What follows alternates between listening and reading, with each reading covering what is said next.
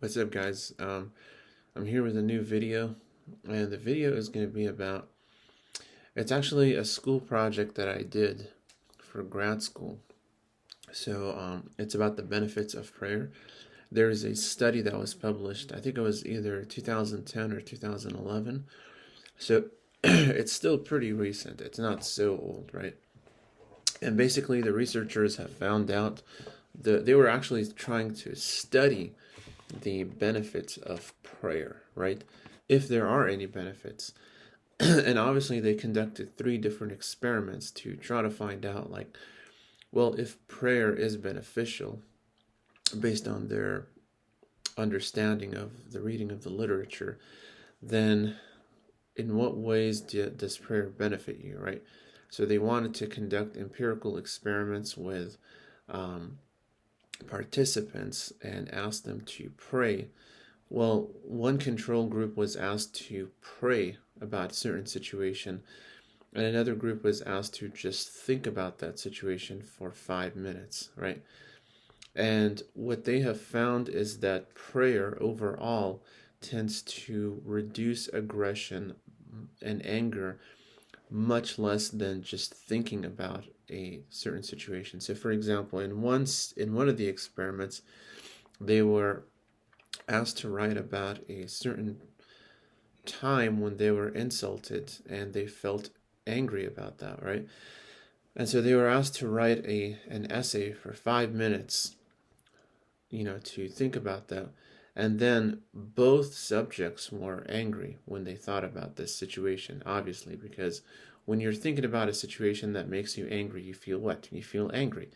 And so then one group was asked to pray about a different person. Her name is Maureen. It's just a fictional, person. So this was obviously conducted among college students. Um, and they were, one of the groups was asked to pray for her. The other group was asked to think about her. And what they have found is that basically the group that prayed for Maureen did much better on lowering their anger and aggression as opposed to the other person the other group that just was thinking about Maureen for 5 minutes. Maureen was somebody who had like an illness, severe illness, even though she was only 21 or 22 years old. So basically, they wanted to also conduct a different experiment to figure out like whether the benefits of prayer come from distraction or is it actually something that's unique to prayer itself that helps to alleviate anger and aggression. And by the way, before I continue, they have found that basically prayer only, in this context at least, was beneficial in reducing anger and aggression, but not the other emotions like anxiety or depression or things like that. This was done because they took a test. It was like a scale. The acronym is PALMS, but I forgot what it stands for, and to measure their emotional well-being.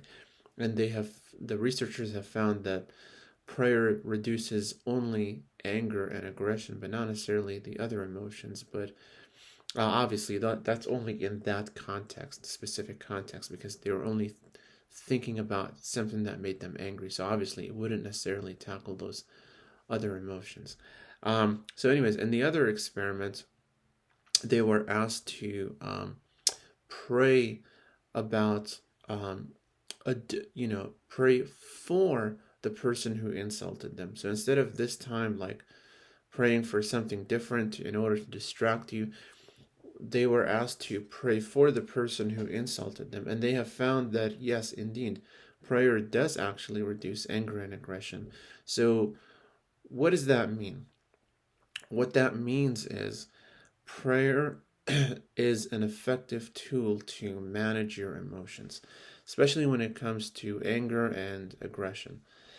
And a lot of people might say, well, that's just flimsy. I mean, prayer doesn't actually do much, especially because in that study, they've also found there's a certain Baptist minister who, obviously, it was around the time when Obama was president, he was praying for Obama to die and to go to hell. And obviously, when you use prayer in that situation, for the most part, it doesn't actually help you in any way, right? Um, so, what do we learn from this study that I analyzed and wrote a paper about and translated in the psychological sciences?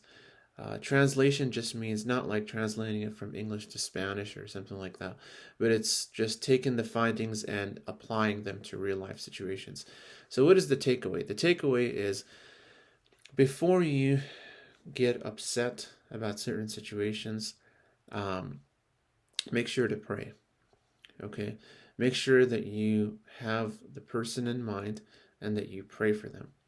It actually makes sense because Jesus himself talks about that. What does he say? He says, pray for your enemies, right? He doesn't say curse them. He says, bless and don't curse.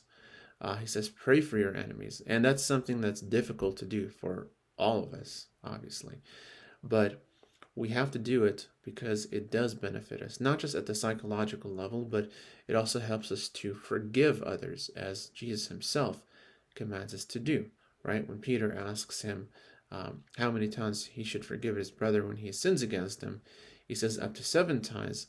And he thought that was impressive, but Jesus says 7 times 70. Now, it doesn't mean like 490 times, but what it does mean is always forgive those who insult you. Always forgive. Never hold anything against anyone. And that's not because you're being conditioned to be a doormat, but the purpose of forgiveness is to let go of the hurt that you feel in order for you to feel free from the shackles of other people controlling you. And you can more easily focus on God and grow in your relationship with Him, which obviously makes you a better person because growing in your relationship with God does nothing to you but good. So why not just continue to do that, right? Anyways, hopefully that you guys found this video helpful, and I'll see you in the next video. Take care.